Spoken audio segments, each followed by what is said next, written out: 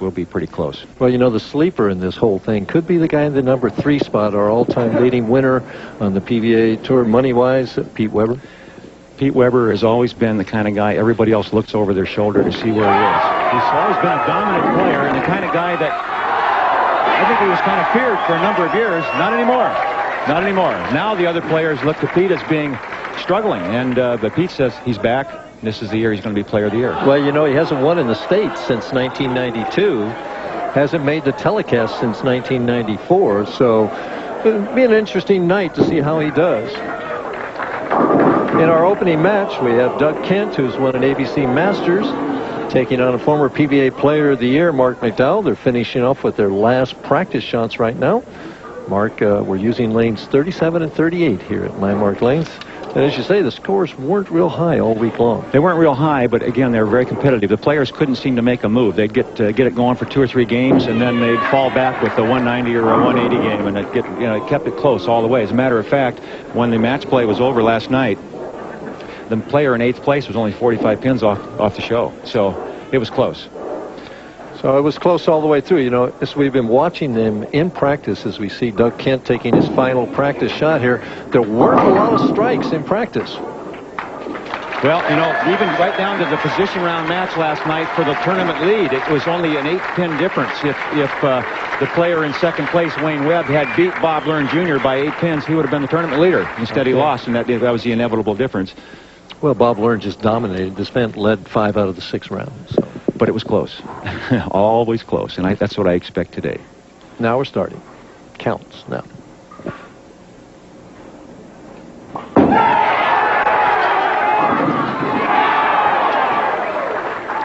Great opening shot, really. He got it where he wanted it, and one of the prerequisites to making the top 5 today, in my opinion, if you look at all 5 players as we go along, you'll find that all 5 of them are physically strong. They can throw the ball very hard if they need to, get it down the lane quite well. Cross lane at the spare, the 7-pin.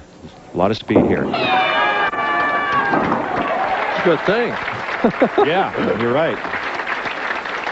Marc McDowell up quickly on lane 38.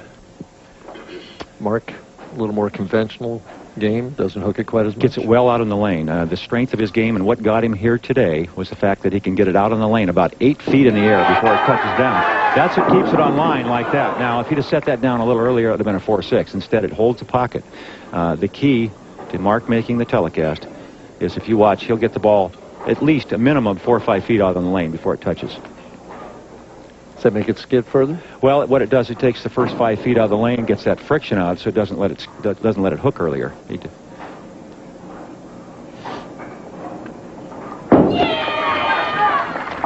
No trouble with the 4-pin.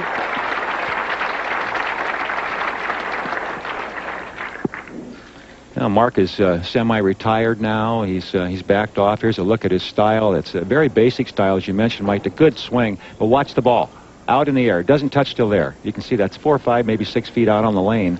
And again, the reason he is successful on this type of a lane condition where the lanes tend to hook is he can get it down the lane better than most other players.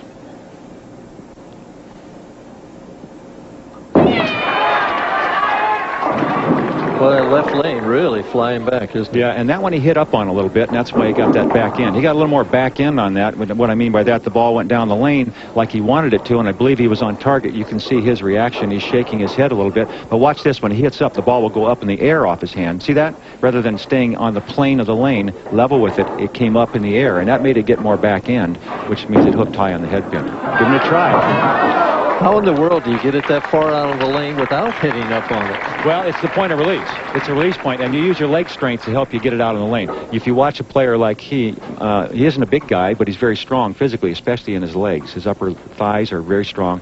He can, with his leg strength, help lift the ball out on the lane.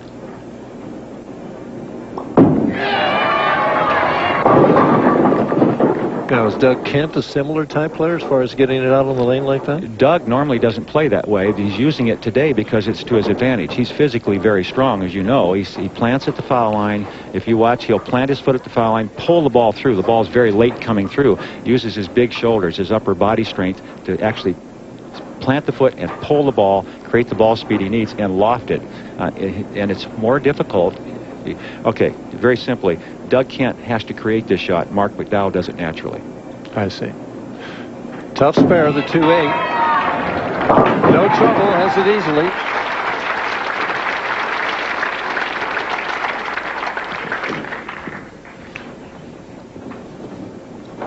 Here's a look at the style of Doug Kent from the side here. Watch, the important part of his game on this lane condition is, you see, he's got great fundamentals. But when he gets to the foul line, watch his foot will stop there. See where the ball's still up, almost waist high. He pulls it all the way through from there. You see him turn sideways with his foot. That shows you how hard he's pulling to create the ball speed he needs. Good camera work there, Mike, huh? Mm-hmm.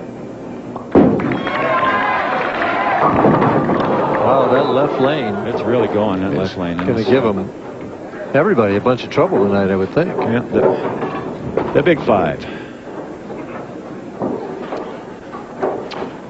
Well, we have a new stat this year. The splits left during 1995. We can see that they were converted at 11.6%. They don't make very many of this one, though, I'll tell you that. Right, yeah, the Greek church. The percentage of that would be maybe 00 something. Yeah.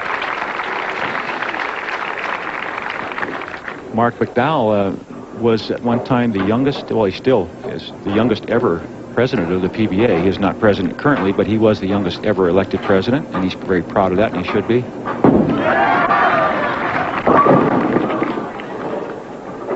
Is there anything these guys can do? Can they move deeper or anything? Well, they have to wait for a transition. The oil's got to move a little bit. That's the only chance they have of keeping the ball high in the pocket area, is for the oil to carry down.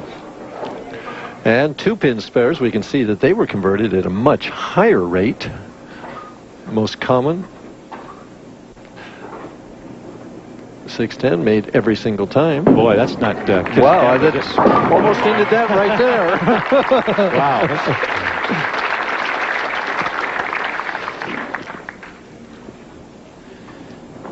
1992 Bowler of the Year, 1986 Rookie of the Year. So he's been very successful on the tour. He's decided he'd rather spend most of his time with his son Ryan and his wife Patty.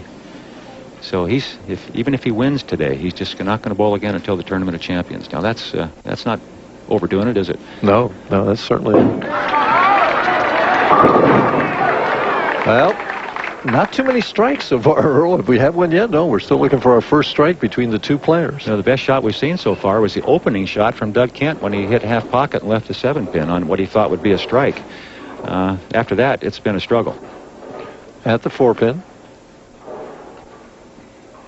Spares you can't take for granted either. The lane surface has been dry. The ball tends to hook very sharply, and you've got...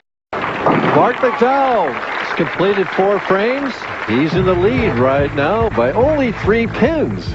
A lot of game left yet. Doug Kent can come back, and we'll be back after this. Doug Kent, 4th frame, lane 38, trailing by only 3 pins. It's time to get something started. And Doug's sitting down there thinking, I've got to trust the shot more. And there, that's exactly what he did. He made a great shot there. We're going to take another look at that shot, and what he did was open up the lane, kind of like you were talking about, Mike. Watch him turn the shoulders to the right, throw the ball to the right, give it lots of room, and you saw the tremendous loft. And the ball doesn't pick up the roll until it's 50 feet down, and that's how he kept it in the pocket area. It's still almost rolled out right there at the end. This is the lane, though. This left lane is the one giving both players trouble. Oh, well. Now we see, that's sometimes that little commercial break can be a godsend. You sit there and you're thinking, and you have time to think. You don't have to worry about what's going on right now immediately. And there's another look at the shot on lane 37 from Doug Kent, and that great reaction. He is really throwing as hard as he can throw. There's no question. Looked like he moved a little deeper there too. I mean, but. And he's got the adrenaline going. They're both pumped up now, and this is the first turn of the year. Everybody wants to start well. Oh, maybe they're just a little nervous here to start out with. Marc McDowell gets his first strike in the 5th frame. Marc, a 5-time champion, and as I mentioned, he's been Player of the Year before, and he's been very successful. Now he's back, feels he's kind of content and at peace with himself, staying at home more with his family. 92 was his big year. He won the Tournament of Champions that year, Player of the Year. Player of the Year. Actually, Bowler of the Year. Player of the Year went to what's his name from New York? You know who I'm talking about. Throws it very hard. Good play, great player. He's probably sitting at home watching, saying, "You don't remember my name, Oh, the light wall shot there. Little tickler." Now the excitement's building a little bit now. We're getting going, getting into it. Hit him thin and watch him spin is what Billy Whalen used to say. That's it. There it is. The head pin does all the damage. Comes back and takes out the whole left side of the lane. Jumping for joy. Takes the lead back again by 3 pins. Airborne. Wow, he threw that one nice, didn't he? Yes, he did. All of a sudden, they got it going. And now, I don't know if that's, as we get a look at that's Jacob. Yeah. That's Jacob holding his hand up there, and Tracy right behind holding Jacob.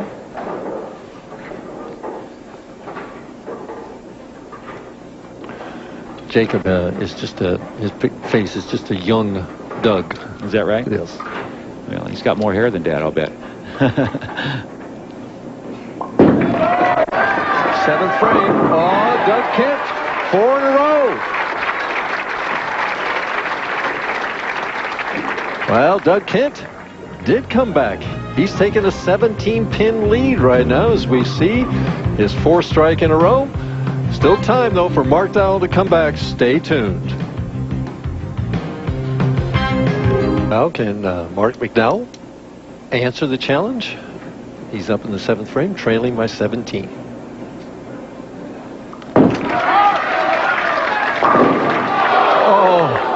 Oh. Wow, he couldn't throw it any better in the solid 8. You know, the last time we saw a solid 8, it cost a man a tournament. Remember when Randy Peterson threw it solid? Yes, how could I forget that? Yes. I mean, that pin seems to create a lot of anguish.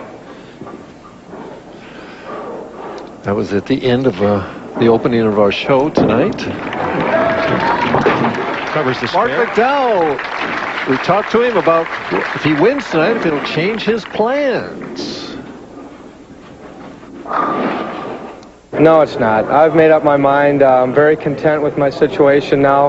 This is exactly how I wanted things to go. I couldn't be happier with the result this week, and I'm just enjoying my time at home, and it's made me a lot calmer out here bowling.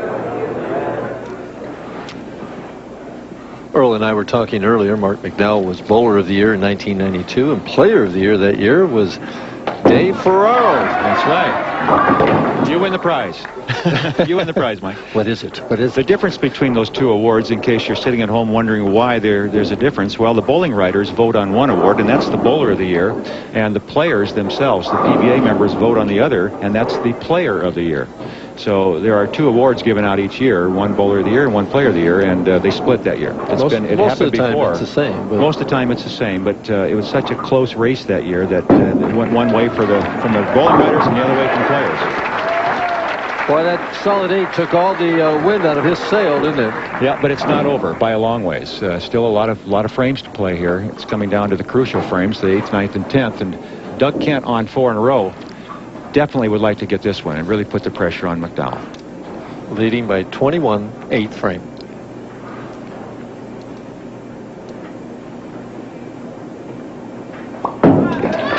Boy, is he throwing it hard. Oh, man. I talked to him earlier and asked him if he was getting impatient to win. I'm sure I'm impatient to win, but I tell you what, my luck on TV has really been not that good, and it's got to change sooner or later. It's just if you go to the bank so many times, they got to pay you. I like the way he put that. Yeah, that's it. Okay. Well, he's banking it right in there right now. He's got a tough road to go today, though. He's not only got to get by a former Player of the Year in Marc McDowell, but he's got all-time leading money winner coming up next, and then they don't get any easier with Wayne Webb, another Bowler of the Year Hall of Famer, and of course Bob Learn Jr., who has never lost from the top seed. Interesting, Pete Weber coming on next. Our all-time leading money winner has never been Player of the Year or Bowler of the Year, has he? And that's what he told me. He says, you know, that's my plan this year. I am going to be Bowler of the Year. That's what he said. And you got to admire a man that's confident. Lofty goals. Got to have those. Tough spare. An important spare. Second time he's made it in the first frame, too. Or the second frame. Well, McDowell, a still possibility of shooting 210. Doug Kent going at a 219 pace, still in the wood. If he can strike out, Doug Kent would have to mark in the 10th. He needs 3 in a row. Foundation frame right here. Just a little soft for that speed. Yeah, he looked like something bothered him. I don't know what it would have been, but he didn't really go through that shot, and he came back looking around. We'll take another look at the shot. He just kind of gets, as you mentioned, he gets kind of almost quits on this shot, doesn't really get through it firmly, and his reaction, which was a little off camera right now, was to kind of look around. What happened? Well, he has the 4-7, but that's little consolation. His best he can get now is 198 if he strikes it out, and Doug Kent just has to kind of show up for the 10th frame. Yep, Doug Kent will win this first match, and as we mentioned, waiting in the wings is the guy that's got all the money. When you talk about going to the bank, $1,700,000, huh? That's not a bad little career.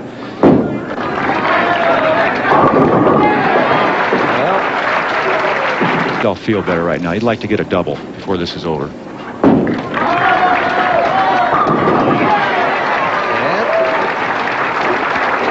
That makes him feel a little better. A little better, yeah. Our statistician today is a guy that seems to always get a check but can't quite win enough games to make the telecast. Phil Ringener is up there keeping score for us again. He always does a great job. And he bowled 300 this week. Yeah, well, you know, he just likes to show off. Well, Marc McDowell trying to disprove Shakespeare that all that ends well is well. Finishes with 197.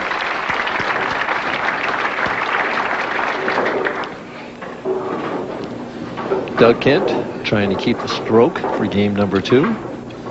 Pete Weber over at the side blowing on his hands. It seems chilly in this building. I'm shivering. I don't know about you. Yes. Well, boy, you lose concentration just an iota, and it's through the nose. Yeah, and it's fortunate that it really didn't need a mark here, because this isn't an easy spare. Right now, there's no shot out there that either player ever really got comfortable with. Doug just overpowered the lanes for that stretch of 5 in a row in the middle of the game, and that was the difference in the match. He was capable of throwing it hard enough to keep it in play. Pass to spare. Does he do any experimenting on the fill ball here? Well, I'm sure he will. Wouldn't you? I think I definitely would. I'd get down there and try to find something that I was a little more comfortable with, that I didn't have to put my shoulder out of socket every time I threw the ball. See if he tries a different release, different angle, or what he's doing here. Looks like he went around it more, gave it more room, and it just stayed out there. Well, that's not the answer right there. McDowell shakes his hand. He finishes 5th, takes home $4,000.